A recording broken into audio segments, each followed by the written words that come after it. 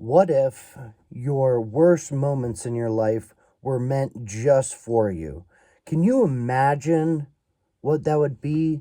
Well, I'm here to share with you some of my worst moments that helped shape my life, and I came to find out they were for me. And when I was in them, I did not know they were for me. I was very challenged and very frustrated with life after breaking 25 bones. And when I was in it, I was like, are you kidding me? What? Why am I still alive? Why did you save me? I can't use my hands. I can't chew. I can't walk. I can't lift my arm. I can't wipe my own ass. Like, this is fucked up. And here I am 5 years later, and I am super grateful to be alive. And I share this with all of you because we all go through really, really challenging, hard times in life. And when we're in them, it is so hard to see the teaching. And within the teachings in life, we are able to take a new step, a new direction, enjoy life more. We can either get mad and get upset about what life has gifted us, or we could choose to learn the difference and learn how to be better each time. So, I'm here to share how I have looked at myself through these times. I used to get really frustrated and upset at people that were in joy around me. I was like, why are you happy? I am just really, really frustrated with life. I can't stand life. Why is everybody so happy? And I would project my pain onto others. I share this because if you've been in a situation in life where you're in a really challenging spot, it's so easy to project out and blame other people for our misfortune. Knowing now what I know is I have my 50%. I accept my 50%.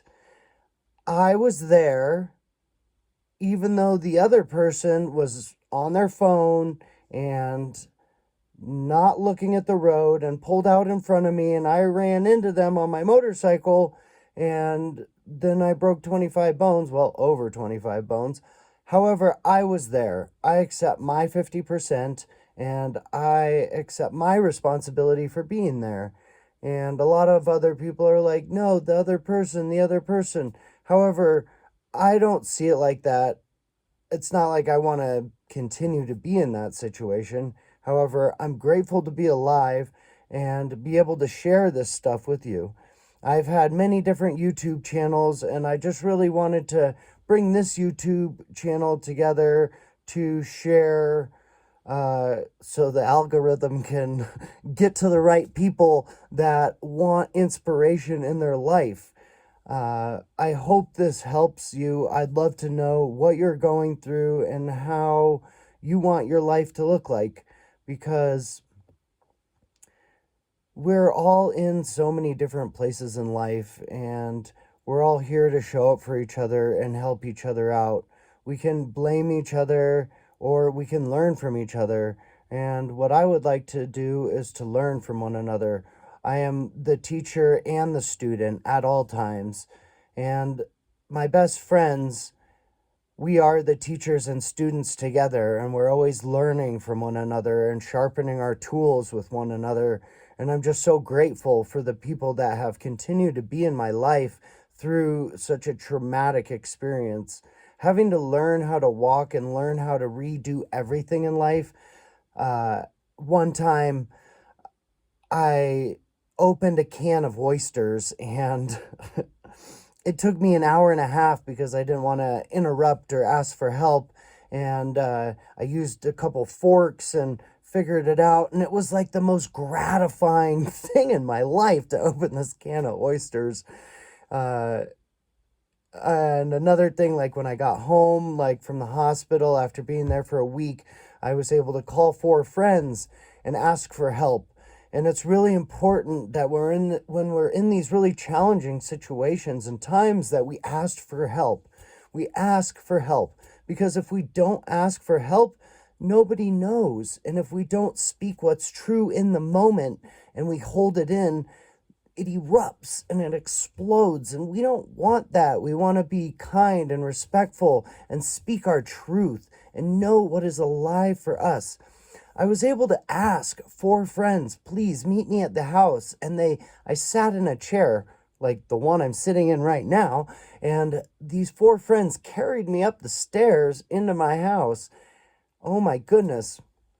Like, to ask for help wiping my ass, it was such a humiliating thing. And I did it. And it was very humiliating. And I can't believe I'm sharing it with you. So, anyways, some other things, like I laid under this ring. It's called a lyra, and it was hanging in the sky from this beam. And I got physical therapy. I worked with the physical therapist, and I laid underneath this ring, and I was like, I will fly in you again. I will get up there. And I just kept believing that I would make it, and I would get up in that ring and fly again. I am just so grateful that I stuck with it and I had the right people to ask for help. I went under tremendous, tremendous therapy, and I worked with people 4 to 5 days a week. And talk about like draining my pocketbook. I mean, I spent on therapy over $2,500 a month just on therapy. And I was running a company at the time, and I was like, hey, don't tell anybody I got hurt. Don't tell anybody I was injured. Oh my goodness, I can't have anybody know. All these jobs need to keep running, but before long, I went to the job, and then they could tell I was really messed up.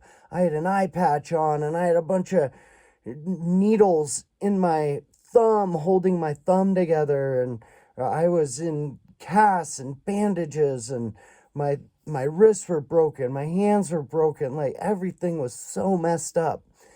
And I continue to share this because I had faith in myself. I believed in myself. I saw myself healing. I believed that I could heal.